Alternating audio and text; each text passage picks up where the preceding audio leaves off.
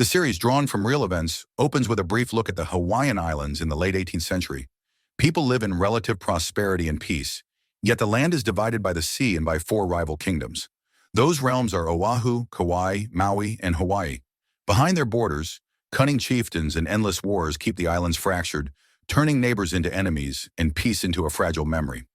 An old prophecy promises a change. It speaks of a star in a feathered cloak, a sign that a great ruler will arise, unite the kingdoms, and bring an end to the age of war. Generations pass, then the sign appears. We meet Cayana, a chieftain from Kauai, out on a canoe with his brothers, hunting shark. He uses fish as bait to draw the predator close, then seizes it with his bare hands, a feat that shows both courage and skill.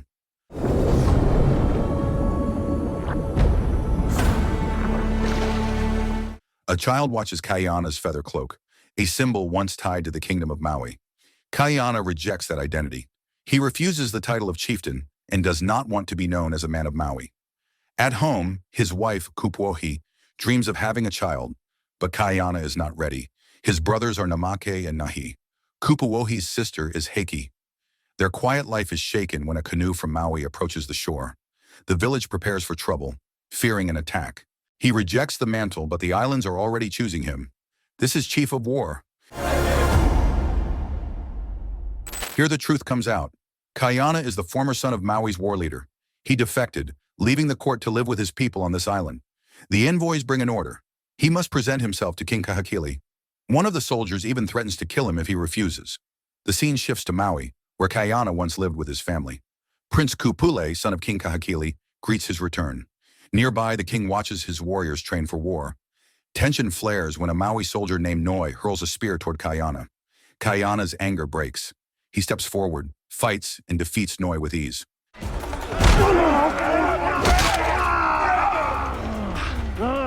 Then he kneels before Kahekili, offering respect, and reminds the king that Cayana's father, as war leader, saved the realm more than once. Kahekili wants Cayana and his brothers back in the ranks. Cayana refuses. He has found peace and means to keep it. Prince Kupule warns of a growing threat from Oahu. Spies say Oahu's forces are twice the size of Maui's.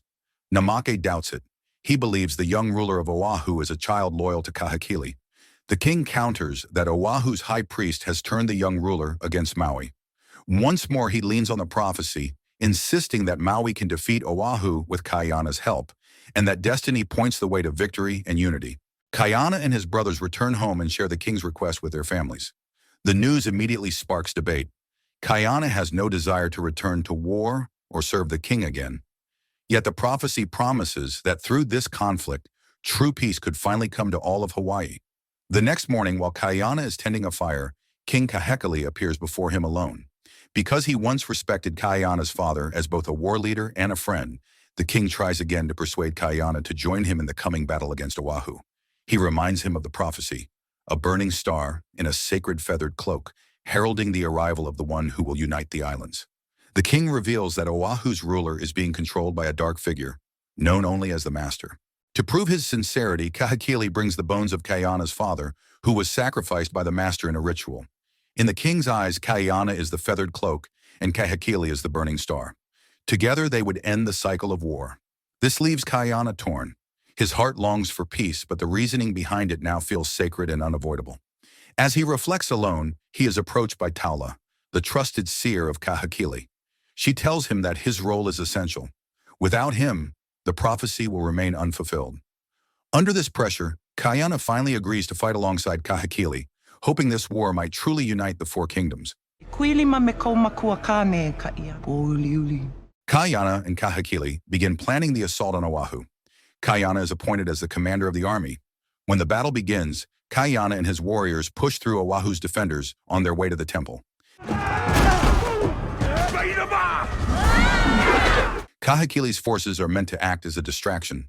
However, Kahekili arrives early and seizes control of the mission. Without Cayana's consent, he orders his men to slaughter the temple guards and capture the ruler of Oahu. That night, Kahekili executes the young king, claiming Oahu as his own. Cayana is angered. Their true enemy was the master, not the innocent ruler who had been manipulated. Cayana begins to realize that Kahekili has used him, twisting the prophecy for his own conquest. Meanwhile, on the Kaupo coast of Maui, a woman named Kaahumanu lives in a remote village. A canoe from the Hawaii kingdom arrives carrying her father, Moku. He warns her that Kahekili has attacked Oahu without just cause, and Hawaii will be the next target. Although Kaahumanu's mother is Kahekili's sister, she fears that her daughter will be in danger. Moku insists Kaahumanu must come to Hawaii and marry a chief for protection. Kaahumanu refuses. She does not want to be forced into marriage. Her mother promises to persuade her in time. Back in Oahu, the temples and streets are filled with the dead. Prince Kupule now sees the truth. His father did not come to bring unity or peace.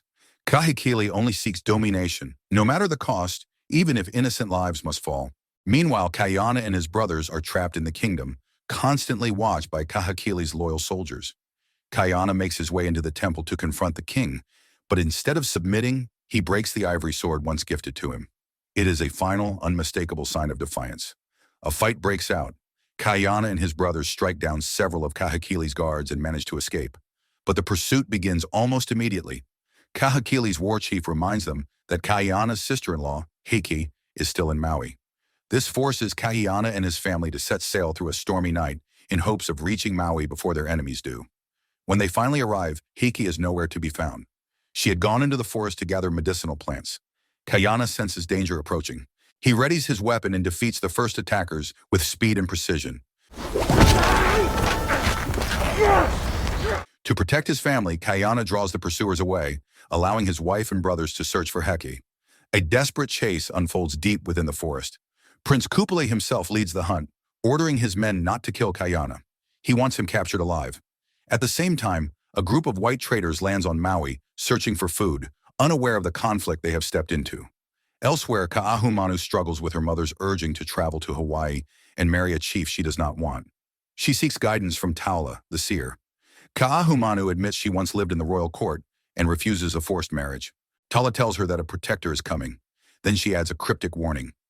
The gods themselves fear Kaahumanu, for she holds the power to end everything. Kaahumanu returns to a quiet cave where she often spends time alone. There, a weapon lies among her belongings, hinting at secrets she has never spoken aloud. Meanwhile, Hiki is finally found again by her sister, and in another part of the forest, Cayana is struck by a slingstone from his pursuers. Quick thinking, he turns the hunt around, leading a wild boar straight toward the men chasing him. In the chaos, he slips away and disappears into the wilderness. He finds refuge inside a cave, where Kahumanu discovers him and brings him to safety. Kupule and his men lose the trail. For the moment, Cayana is free. After resting, Cayana wakes in Kahumanu's hidden sanctuary. She notices the tattoo on his arm, a symbol of the greatest war guardian of Maui. Cayana is surprised she recognizes it. Kahumanu explains that her mother is the sister of King Kahekili. Though born to a royal line, she does not consider Kahekili her family. She was born in a cave like this one, hidden for her protection, because her father was a chief of Hawaii, not Maui. Cayana then reveals his truth in return. He once served as Kahekili's war commander, and now he is the one being hunted by the king he once defended. The next morning, Cayana notices the weapon Kaahumanu received from the white traders. Their weapons are feared by many, but Cayana is focused on something else. His only goal now is to find his family. Kaahumanu offers him another path. She urges him to bring his family to Hawaii, where they can live safely under her protection. Not far from them, English sailors are gathering water and food in the forest. Suddenly, one of the sailors is confronted by Maui soldiers, and his weapon is taken. Cayana and Kaahumanu cross paths with these sailors soon after. One of the crew, named Marley, fires a shot. Cayana does not return fire. Instead, he steps in to save the English captain when Kupule's men try to attack him. To Cayana, these foreigners are not the enemy. His real war is here. Cayana hands his necklace to Kaahumanu, telling her to use it to locate his family. He will stay behind to draw Kupule's warriors away. The plan works. Kaahumanu finds Kupuohi and Cayana's brothers and guides them to a canoe bound for Hawaii. The English captain and his men also set sail, walking away from the conflict. Cayana continues to run until exhaustion forces him toward the edge of a sea cliff. Kupule's forces surround him. With no way out, Cayana chooses to fall. He throws himself from the cliff rather than be captured. Kupule believes Cayana is dead and orders his men to search for the body. But Cayana survives. The same English sailors he once helped rescue him and pull him aboard their ship. Their kindness is repayment for the life he saved in the forest. The ship sails away from Maui, carrying Cayana far from the islands. Time passes. 1 full year goes by. Cayana now travels with merchants whose ships cross oceans, even reaching Alaska. On board, he forms a close friendship with a sailor named Tony, who teaches him how to use a rifle and even how to speak English. Cayana learns quickly, adapting to new tools and new worlds far beyond Hawaii. Meanwhile, Kupuohi and the rest of Cayana's family are living safely in the Hawaiian kingdom, guided and protected by Kahumanu. John, the Englishman who stayed with them, teaches the villagers how to speak English as well. Cayana, once a master with spear and sling, now becomes skilled with firearms too. Back in Oahu, which is now under Kahekili's rule, unrest grows. A former chief from Oahu tries to assassinate the king by poisoning the royal feast, but Kahekili discovers the plot. Instead of being poisoned himself, it is the chief's own family who dies by Kahekili's retaliation. Back in the Hawaiian kingdom, in the district of Kohala, we see the king's nephew, Kamehameha, training with his warriors. They challenge each other in a test of endurance, diving underwater while carrying heavy stones. One by one, the others lose strength, but Kamehameha remains steady and outlasts them all. His strength, discipline, and calm presence are already clear to everyone around him. Moku then brings Kamehameha to visit the aging king, whose health has begun to fail. Prince Kiwa warns that Kahekili is preparing to attack Hawaii and that the kingdom must be ready. Although Kiwa is the king's own son, it is Kamehameha who seems to hold the king's hopes. Kamehameha has no concern over who will inherit the throne, but when asked how he would defend the kingdom if war truly comes, he reveals that he has already prepared food supplies. He learned from past battles that hunger and sickness can destroy an army faster than weapons. Kiwa insists that gathering supplies would take 9 months. What he does not realize is that Kamehameha has already planned ahead. This is why the old king trusts him so deeply. Meanwhile, Moku prepares his daughter, Kaahumanu, for a new marriage arrangement. She is to become the next wife of Kamehameha. Among his many wives, she is believed to be the one destined to guide the kingdom into peace. But Kahumanu now carries a secret. She cannot bear children, and this is why she has resisted the marriage. When she finally tells her father, he is shocked and warns her never to speak of it to Kamehameha. Far across the ocean, Cayana's journey continues. On the ship, tension grows between Tony and Marley, who still resents Cayana's presence. But the ship soon arrives in Zamboanga, in Spain, to restock before returning to Alaska. There, Cayana sees cannons and rows of rifles for sale. He tries to buy weapons using the currency he has collected on his travels, but the merchant laughs at him.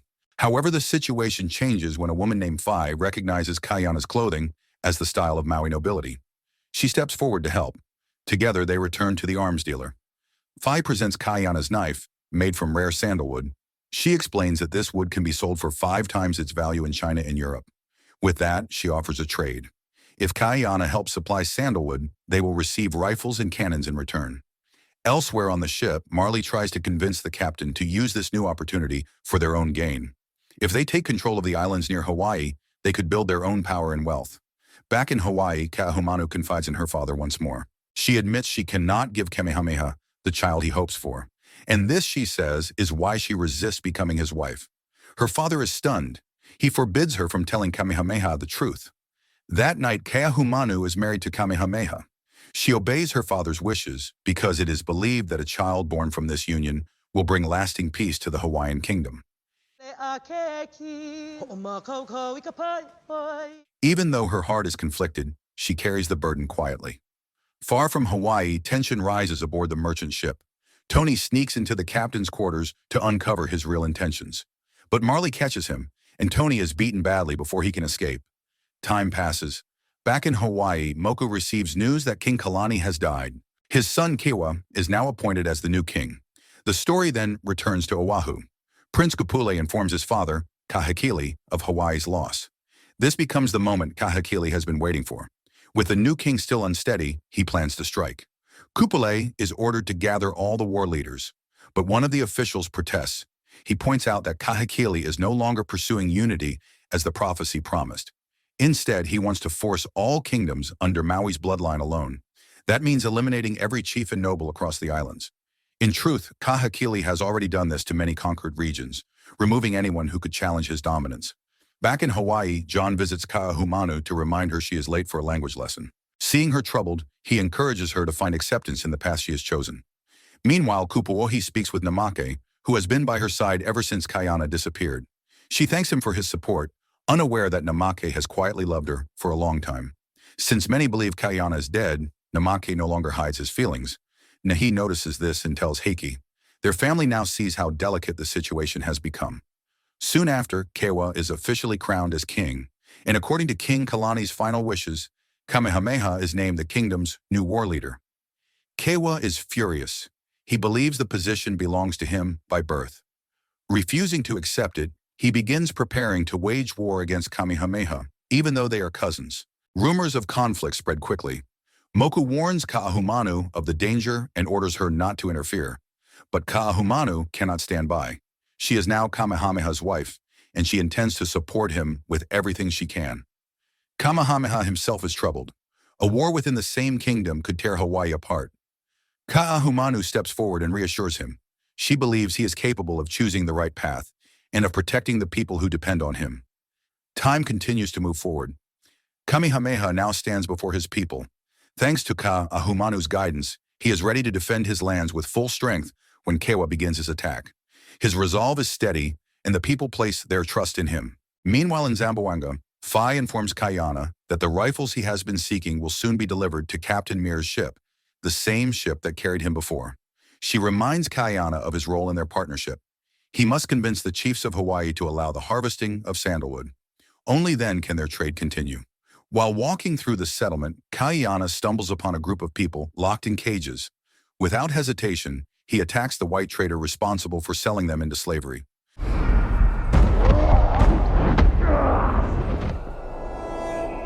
The commotion draws the attention of Spanish guards, and Cayana is forced to flee. While on the run, he encounters Phi once again. She tells him to let go of the horrors he has seen, explaining that such cruelty has become common in foreign markets. She urges him to return to Mir's ship before it leaves. Before returning, Cayana goes to look for Tony, who has suddenly gone missing.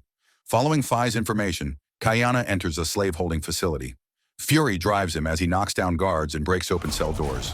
He releases the captives, one by one, until he finally finds Tony, weak and barely conscious. Marley had locked Tony away as punishment for exposing Marley's wrongdoing. Cayana and Tony escape together and make it back to the ship just as the crew prepares to set sail. Tony thanks Kakiana with deep gratitude. Without Kakiana's intervention, his fate would have been sealed. Later, Kakiana and Phi talk quietly. She reveals her own regret for leaving her young child behind, and she expresses her hope to return home to Hawaii and reunite with them when all of this is over. Some time passes. The ship eventually reaches the shores of Hawaii. Moku and the chiefs welcome Cayana and the trading party, though not without tension. Moku reminds Cayana of the consequences of his past actions, which allowed Oahu to fall into Kahekili's hands. Cayana states clearly that he has returned to make things right. Because of old wounds left by white traders in the past, Moku refuses to allow Mir's crew to remain in Hawaii. He declares that Cayana's fate will be decided by Kamehameha. Cayana is reunited with his family, and John, who had traveled with them for so long, now chooses to stay in Hawaii, believing he can be of greater help among the people here. When Cayana arrives in Kamehameha's district, Nahi and Namake bring him up to speed. The Royal Council now uses English to prevent Kahekili's spies from understanding their decisions. Cayana also learns of the growing conflict between Kamehameha and Kewa that began after Kamehameha was appointed war leader. Namake assures him that Kamehameha is a good man, someone who protected Cayana's family when they needed help. Because of that loyalty, Cayana's family now stands with him. However, Cayana knows that Hawaii will be vulnerable if the rivalry between Kamehameha and Kewa is not resolved soon. When he tries to speak with Kamehameha, Moku and the council block him, still wary of his past. Cayana insists that he has returned to help the kingdom against Kahekili's forces. Kaahumanu supports him, reminding the council that Cayana's strength could be a valuable asset. But the council remains cautious, believing that Kamehameha alone is already the leader foretold by prophecy. Later, John tells Cayana that Kaahumanu wishes to speak with him. Cayana thanks her for bringing his family to safety. She, in turn, thanks him for giving her purpose again. Kaahumanu assures him that Kamehameha is fair and capable, and she firmly believes he is the one who can unite the four kingdoms. Following her advice, Cayana finally speaks with Kamehameha directly. Through their conversation, Cayana begins to understand why so many respect him. At the end of their meeting, Cayana offers his loyalty. Kamehameha agrees, but only if Cayana proves himself in a traditional competition. If he wins, he will take a seat among the council. That night, Nahi warns Kupuohi to end her growing closeness with Namaki. If Cayana returns to find his family divided, the consequences will be painful for everyone. The next day, Cayana joins the competition. The challenge is a traditional Hawaiian sport, where participants ride wooden sleds down steep, dangerous uplands. Many fall along the way, unable to control their boards at such speed. In the final stretch, Cayana surges ahead and wins, with Kamehameha finishing second.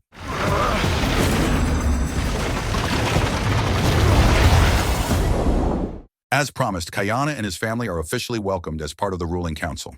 Soon after, Cayana convinces Moku to inspect Mears's ship.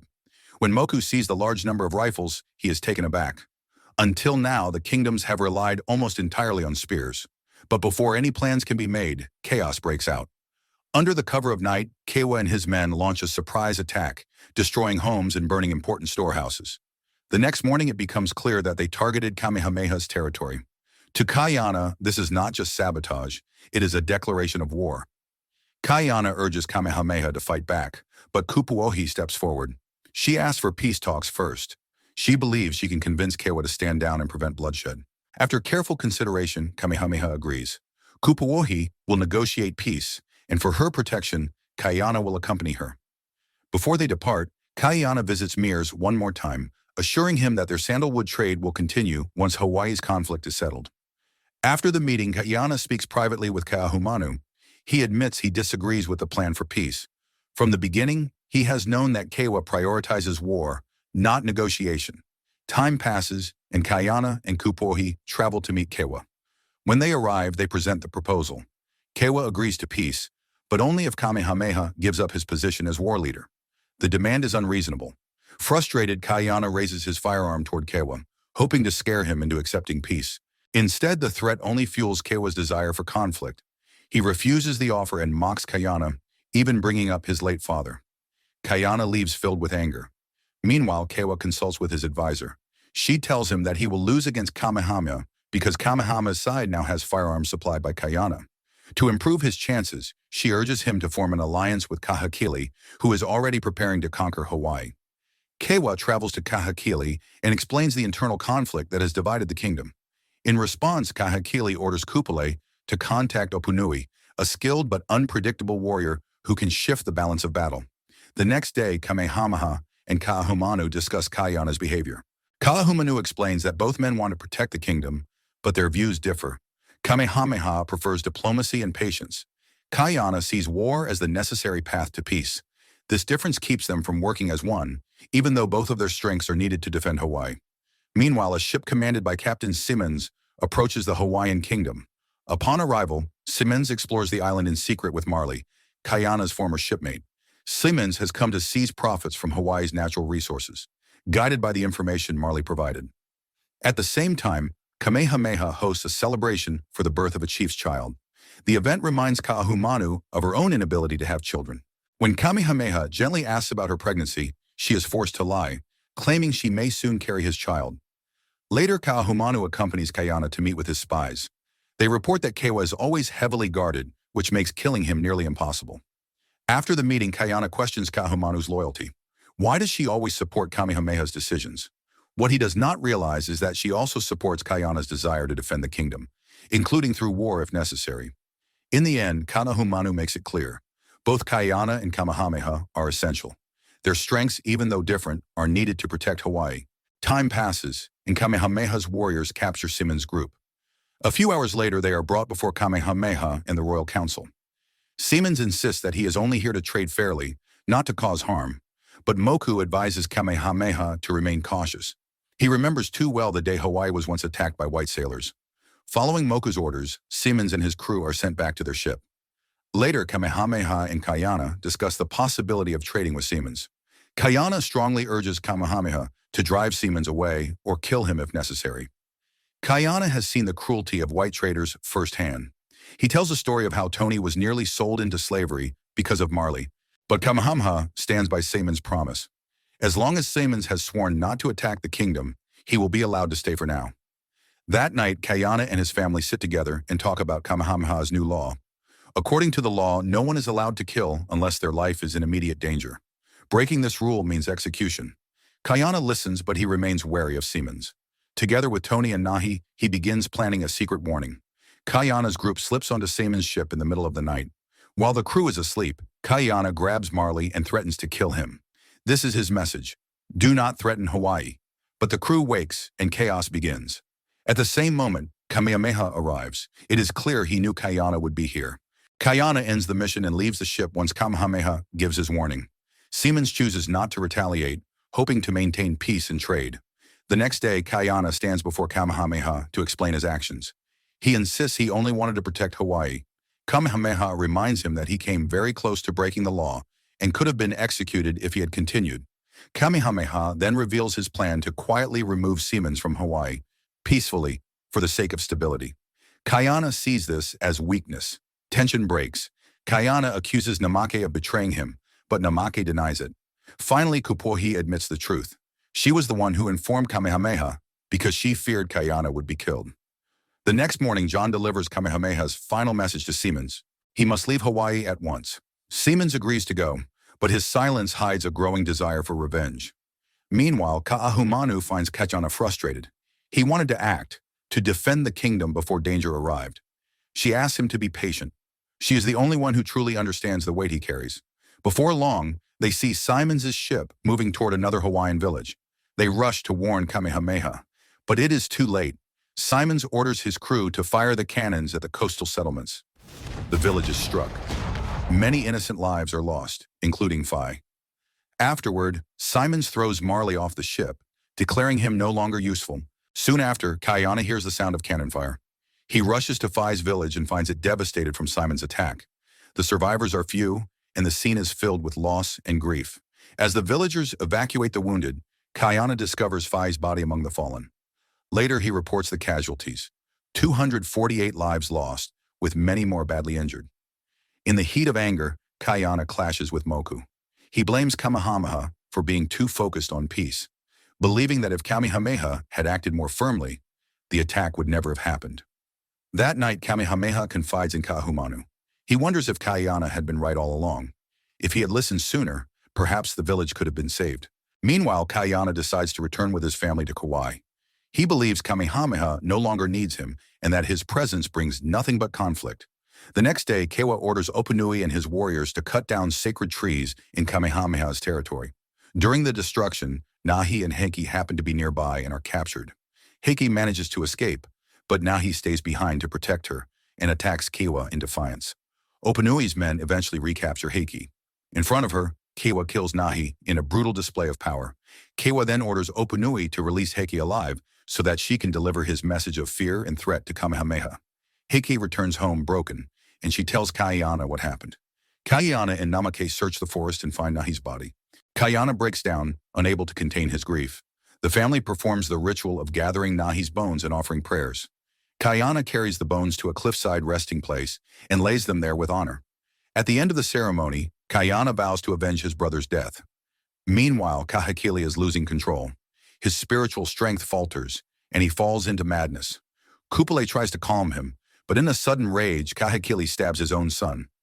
Only after seeing Kupale wounded does his mind clear, and he orders a healer to save him. The next morning, Moku informs Kamehameha of Nahi's murder and the alliance between Kewa and Kahekili. With this news, Kamehameha finally makes his choice. To protect his kingdom and deliver justice, he must go to war. Time passes, and Cayana's family prepares to take revenge by killing Kewa for Nahi's death. But before the plan can begin, Ka'ahumanu urges Cayana to stop. She warns that attacking Kewa now will only put his family in greater danger. Soon after, Kupuohi meets with Kamehameha. With what she has learned, she believes Kamehameha cannot defeat Kewa alone, especially now that Kewa has joined forces with the ruthless Kahekili. However, she believes the situation can change if Kamehameha joins forces with Cayana and uses firearms in the coming war.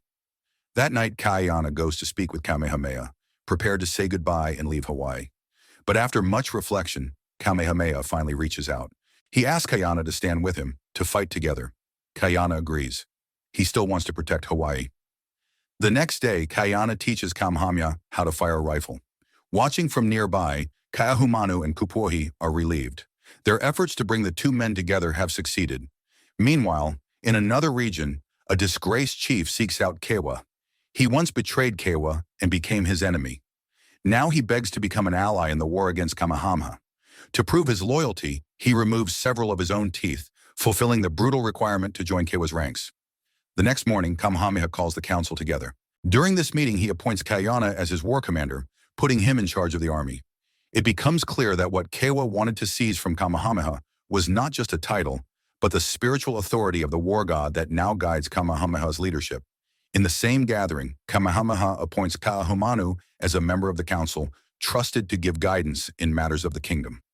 After the council ends, Cayana speaks with Tony. He tells him that he is now considered a citizen of the Hawaiian kingdom because of his valuable work training the warriors to use firearms. Later, Namake approaches Cayana as he prepares weapons for the coming battle. To prevent future conflict, Namake confesses his affair with Kupohi and expresses deep regret. He explains that he believed Cayana was dead when he disappeared for so long. Cayana chooses to forgive him. With war approaching, they must stand together. Meanwhile, Kahekili finally breathes a little easier when Kupele awakens and begins to recover. Not long after, Kahekili orders the hanging of a man who was close to Kupele. The man had secretly tried to overthrow Kahekili's rule because he opposed the mass killings Kahekili carried out. At Kupele's desperate request, Kahekili stops the execution, sparing the man's life. That night, Kaahumanu sits with Kakiana to calm him. He is anxious about the coming battle. Kamehameha's forces are smaller than Kewa's army. Kaahumanu reminds him to stay hopeful. Kamehameha's warriors now have firearms, which give them a significant advantage. In this quiet moment, it becomes clear that Cayana and Kaahumanu love each other, but both choose to suppress their feelings to protect their families and their duty. When Cayana returns home, he comforts Heike, who is still mourning Nahi's death. Heike expresses her desire to join the war so she can take revenge. The next day, Kamehameha's army prepares for battle. Soon, they and Kewa's forces face one another at the foot of a volcanic mountain, deep in Kewa's territory. Kamehameha launches the first strike using firearms, followed by traditional weapons. The battlefield erupts into chaos. Cayana charges through the enemy ranks, fighting with brutal precision.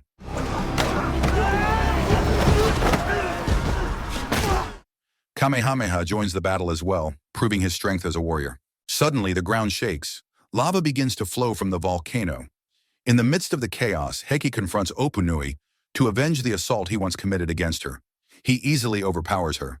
As Heike is about to be killed, Kaahumanu fires her weapon and hits Opunui's leg. Heike rises again, fueled by rage. She strikes him with a blade coated in poison, killing him. As evening falls, Kupuohi is struck by a spear from one of Kewa's warriors. At the same time, the ground collapses, sending many of Kewa's soldiers tumbling into the lava below. Namake pulls the spear from Kupuohi, praying it will help save her. In the weakening army, Kewa and Cayana finally face each other. Just as Cayana is about to fire, a burst of lava explodes and throws them both off their feet.